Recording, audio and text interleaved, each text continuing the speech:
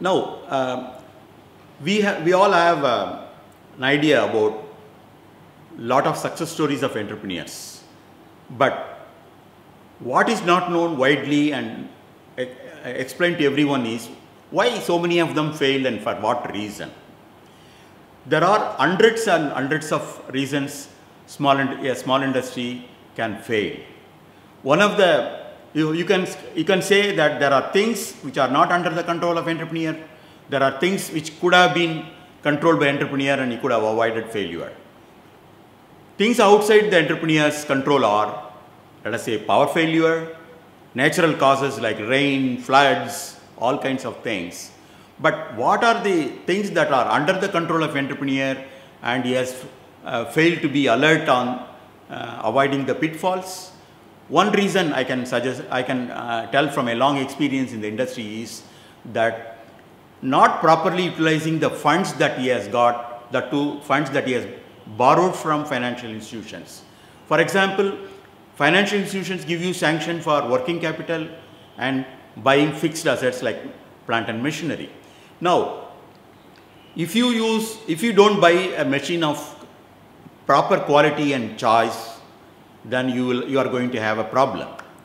If you are underestimating your working capital, you thought you can manage with a small working capital, you are going to have a problem. Some projects require large working capital, some projects require large investment machinery. So, accurately finding out what exactly are your funds requirement either as a working capital or requirement for a fixed assets, you are going to have problem in the long run when you start running the enterprise.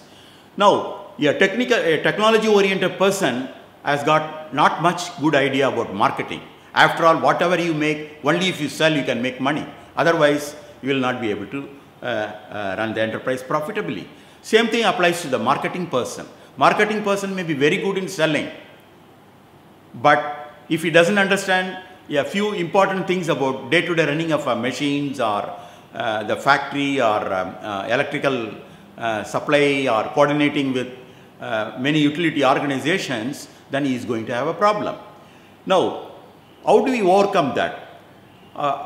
Many industries have failed and they were not able to return back the money they have borrowed from the banks. Now, the banks are very crucial organizations. They know why the industries have failed. For what reason a particular entrepreneur went out of the line and failed. He is not able to pay back the money that he has borrowed from the banks. Banks have hundreds of case studies in their records. As a matter of fact, what they call as non-performing assets, NPAs, it is both harmful to the bank and harmful to the entrepreneur, harmful to the community.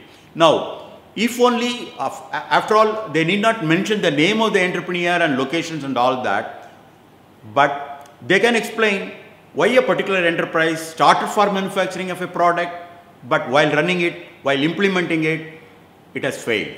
Some people are even able to run, but they are not able to scale up and then they crumble.